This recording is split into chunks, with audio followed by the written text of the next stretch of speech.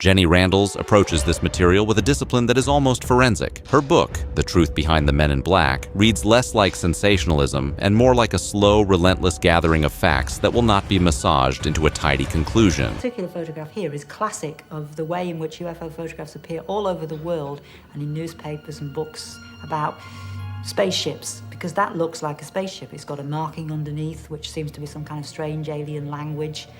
She interviews witnesses, pursues official lines of inquiry, checks records and timetables, and waits patiently for the small contradictions that reveal themselves only when someone takes the trouble to look.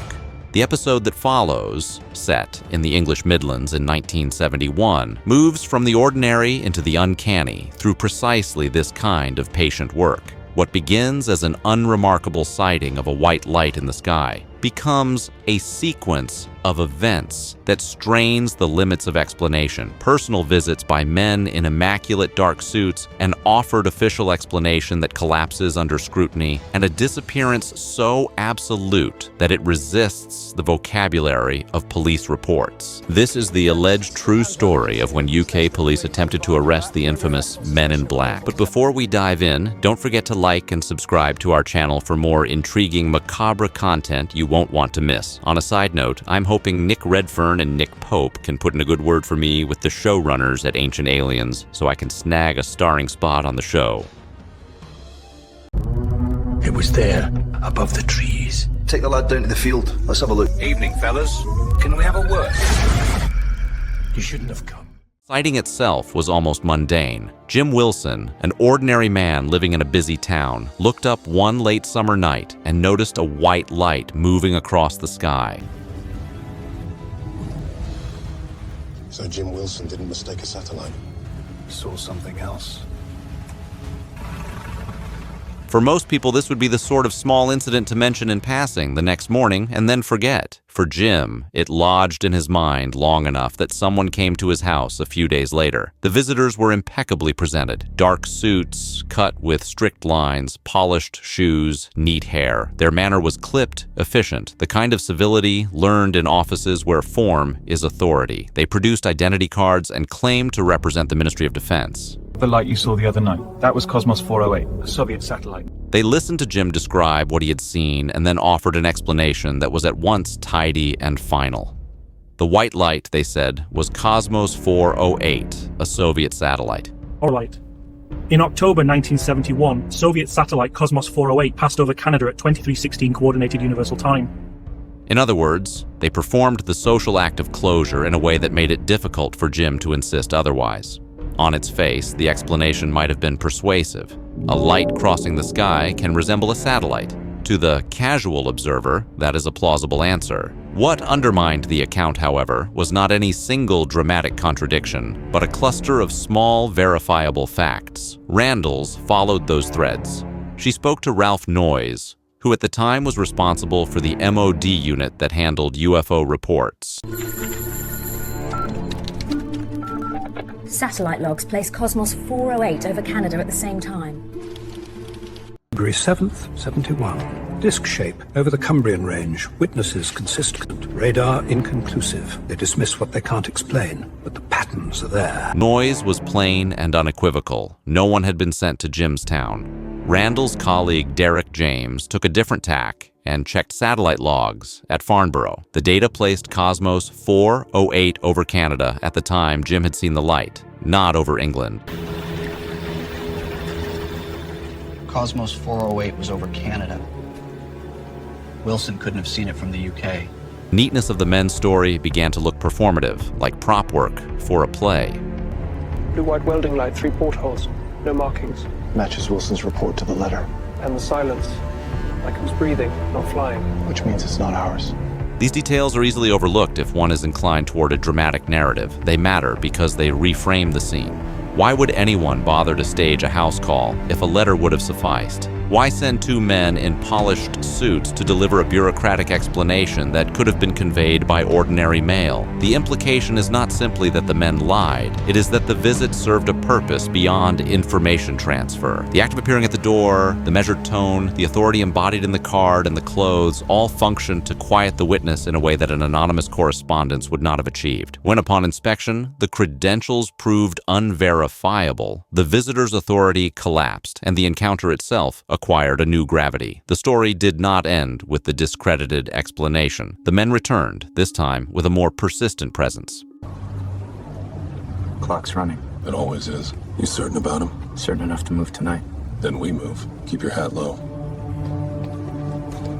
A black Jaguar began to park outside Jim Wilson's house night after night. At first, the police treated the situation as a standard complaint. They recorded the registration markings, took statements, and translated confusion into the ordinary instruments of bureaucracy. That is an important point. The routine procedures of policing are designed to absorb anomalies. A strange car parked outside a home is an irritation to be logged and, in most cases, explained away. The officers did what officers do best. They turned observation into paperwork in the hope that the files would yield a normal explanation. The files yielded instead an absence. When the registration was checked, there was no record corresponding to the number noted. The car, according to the records the officers consulted, did not exist. That blank in a ledger or database is not merely administrative. It is a disruption of expectation. When systems that are built to account for ordinary activity present absolute silence where one expects information, the situation graduates from odd to urgent. On the night of October 21st, two officers were ordered to approach the Jaguar. They worked in pairs, trained to minimize risk by taking positions at either side of a suspicious vehicle. They did what they had been trained to do. They approached quietly, flashlights low, hands near radio, and cuffs. Their movements were mechanical and professional because that is what their job required. What followed was not a confrontation or a chase. In the space of a heartbeat, the Jaguar and its two occupants vanished. Step out of the vehicle, please. Your approach is not required. Control, we're gonna need. Gone.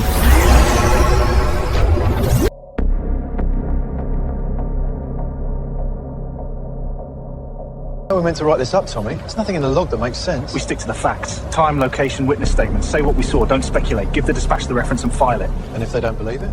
There was no engine revving, no wheels spinning, no flight down an alley. One instant, the presence occupied a stretch of curb. The next, it did not. In the silence and the shock that followed, the officers conducted a careful search and reported what they had seen as best they could. The language they used was cautious. The institutional need to file plausible accounts meant that certain ways of describing the event would not be recorded. A note could be made that the car had left or that the suspects had fled, but writing that an occupied vehicle had simply ceased to exist presented an evidential problem too large for the accepted forms of paperwork. Randles does not leap to metaphysical claims. She documents denials from officials who should know. She traces satellite positions and cross-references testimony, and she records the bureaucratic awkwardness that follows an event that does not fit established categories. If the men were impersonators, their timing and confidence were extraordinary. If they were agents of some official body, why the unnecessary drama and the subsequent denial? If neither explanation fits, then we confront a possibility that is harder to articulate. Phenomena that do not respect our ordinary divisions of space and presence. Episodes that might be described as paraphysical or interdimensional. Across her work, Randles draws attention to other features that complicate easy dismissal. Witnesses are sometimes described as being known to the visitors in ways that go beyond an awareness of their UFO reports. Strangers present detailed personal information that would be difficult to obtain through simple surveillance. Apparitions appear and disappear with a casual efficiency that excludes conventional trickery. These recurring patterns are not anecdotes piled for effect. They are data, and when taken together, they demand a different approach to explanation, one that allows for either a level of impersonation and deception operating with unusual resources and timing, or for phenomena that intersect with ordinary life in ways we do not yet comprehend. Good afternoon. I wish to inform the country that through the diligence of our police and security services, two individuals believed to be agents of the so-called Men in Black have been taken. The broader implications are not merely theoretical exercises. If the events documented by Randles point toward actors capable of manufacturing an uncanny theater of authority, then we confront a moral question about how such power is used and who is protected from it. Randles is careful to keep the record as clean as possible. She cites sources, notes investigative steps taken, and describes the limits of verification. She neither sensationalizes nor trivializes. Her method is to place each fact in relation to others, to let the incongruities accumulate until the weight of them demands attention. The Jim Wilson case is exemplary in this regard. Each small contradiction, whatever one's inclination, Randles' approach is salutary, slow, exacting, and unwilling to trade mystery for myth. She does not fabricate certainty where none exists. She offers instead a mapped field of anomalies that resist closure, and she invites the reader to consider what it might mean if the world is stranger than we habitually assume. If you appreciate sober, methodical examinations of mysteries that defy easy explanation, subscribe to the channel. We will continue to follow the threads that others discard, to press at the boundaries of official accounts, and to assemble the facts until silence gives way to something resembling sense.